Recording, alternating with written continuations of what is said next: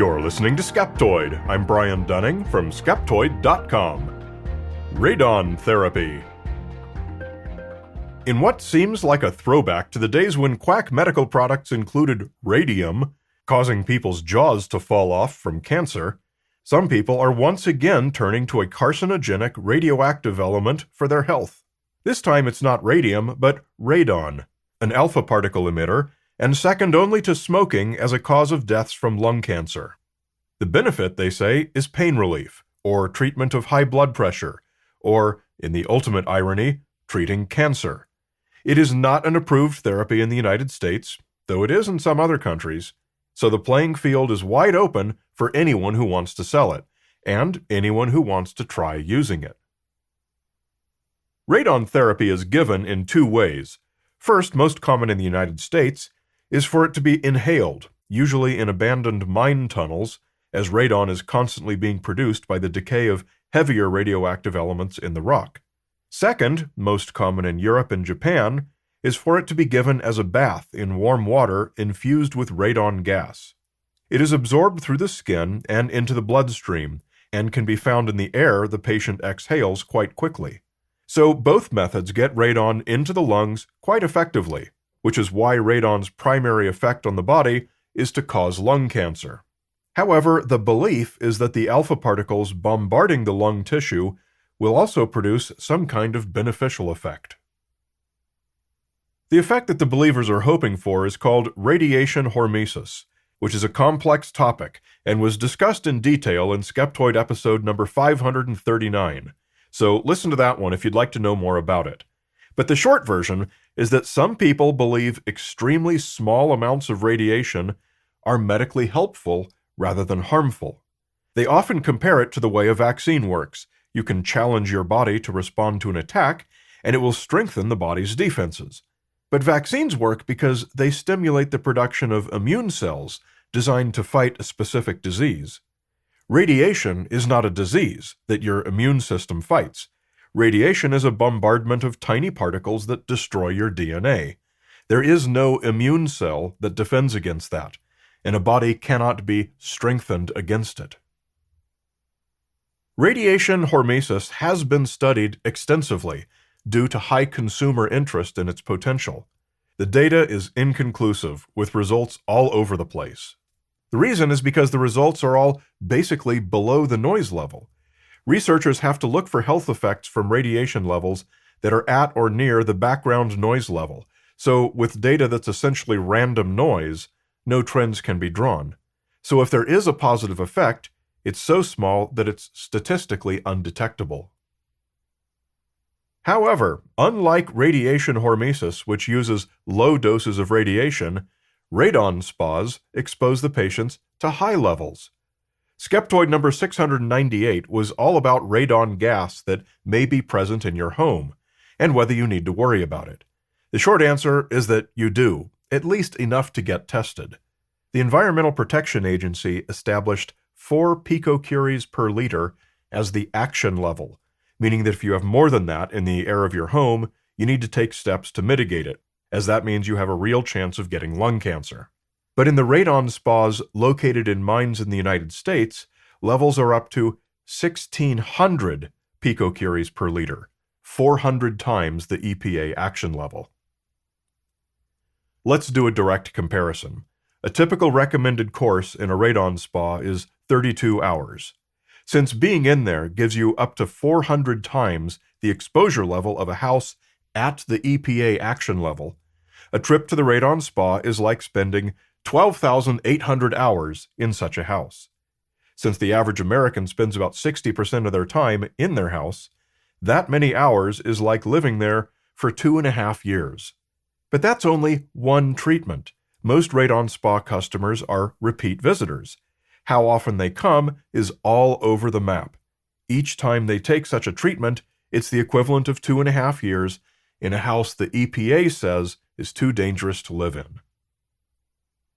I'll leave it to you to guess whether any medical researcher would recommend such treatments just to obtain the completely uncertain and undetectable benefits some believe it might provide, in addition to the guaranteed lung cancer risk. And yet, people keep going, and they keep reporting pain relief. So what's going on? For 4 years, beginning in 2007, anthropologist Dr. Barbara Erickson visited various radon spas in the United States and Europe with a population of people suffering from arthritis pain, to see how people used these facilities and to learn about the facilities themselves. Her paper was published in the journal Dose Response as a study of the human dimension of radon therapy.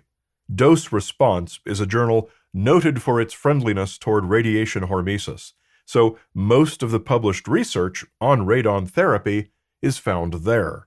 Her paper made a number of interesting observations. First, the difference between how radon therapy is provided in the United States and in Europe is dramatic. In Europe, it's typically sold at high-end spas, where clients spend the weekend in luxury suites, eating gourmet meals, swimming in radon pools, and basking in comfortable radon tunnels, all under the watchful eye of doctors, and often paid for by insurance or national health plans. The experience in the United States is the polar opposite. There is no insurance coverage, and so no way to support extensive facilities or pay doctors. Thus, the industry has been driven underground, both figuratively and literally. Radon therapy here is in old mine tunnels, completely rustic, with little or no facilities, and no lodging other than campgrounds outside.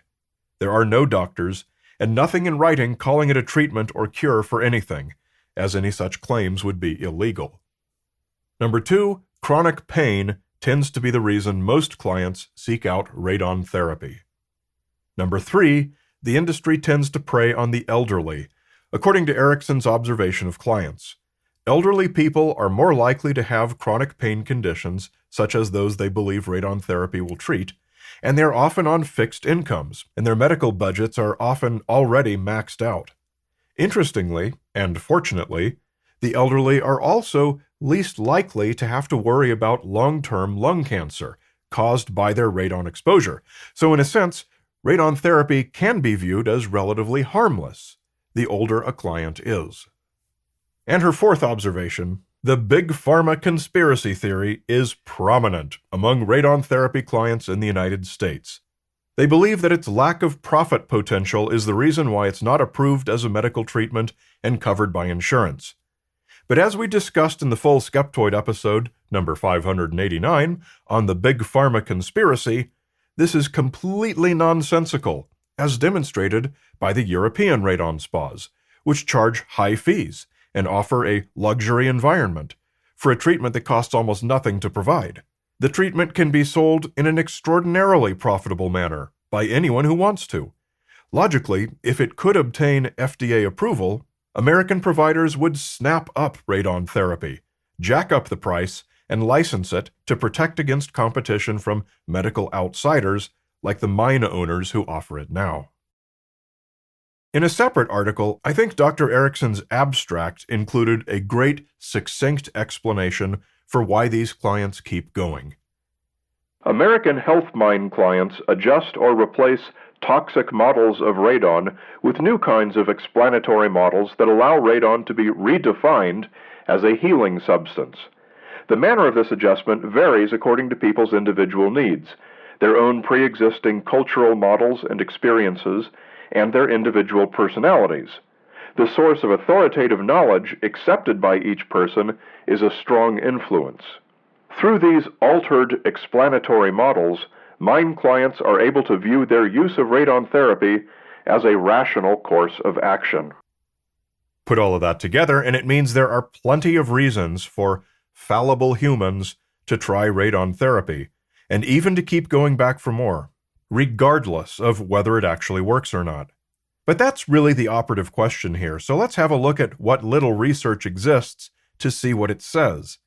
And it is indeed a little research. Very few studies are conducted in a field that requires subjecting humans to high doses of carcinogenic radiation. Thus, the studies that do exist are mostly observational studies of the people who are already going for radon therapy. So important study components like blinding and control groups are often not included. And indeed, many of the studies are conducted by the spas themselves, predictably giving positive results, as determined by reduced usage of pain medications after 6 months. Every single study I found had either unacceptable conflicts of interest or worthless methodology. Most of the studies that I found used baths located at the European radon spas as the delivery method, and all used existing clients of these spas as the test subjects. When a control group was used, the sham placebo treatment was a carbon dioxide bath, basically bathing in warm soda water, which many of these spas also offer as a regular therapy. Regular clients would be familiar with both. A carbon dioxide bath is fizzy, while a radon bath is not. To them, it's quite obvious which one they're in, so for the study authors to say that their test was randomized and blinded is somewhat farcical. In one study, many patients declined to participate after being told that if they were randomized into the carbon dioxide group, they wouldn't get to have the radon baths they wanted. In another study, the groups were switched halfway through so that all study participants got both bath types. Studies coming out of Japan tend to use the inhalation method, which is much easier to make blinded because radon is colorless and odorless, and you can't tell if it's in the air you breathe. One study I read, again published in our old friend Dose Response, tested it as a treatment for cancer. They had one patient for each of 4 types of cancer, all 4 of whom had also received conventional cancer treatment. Although the paper frankly admits that in each case study, there's no way to tell if the improvement was from the conventional cancer treatment or from the radon, its conclusion still manages to find that the radon appears to be an effective cancer treatment. So here's where I'm coming down on radon therapy. Pending additional information, nearly all the published work finding that it's beneficial comes from low-quality studies published in a journal that's basically dedicated to the promotion of radiation hormesis, a fringe idea not supported by most scientists and not supported by good evidence. All radon therapy is dangerous and definitely does increase your risk of lung cancer, though not enormously, and on a timescale that is probably not relevant for most elderly people. It's certainly not as bad as drinking radium 100 years ago, but it's cut from the same cloth. Its most significant effect is to transfer money from your pocket to the pockets of all those who sell it. So at this point, the Skeptoid recommendation is to pass.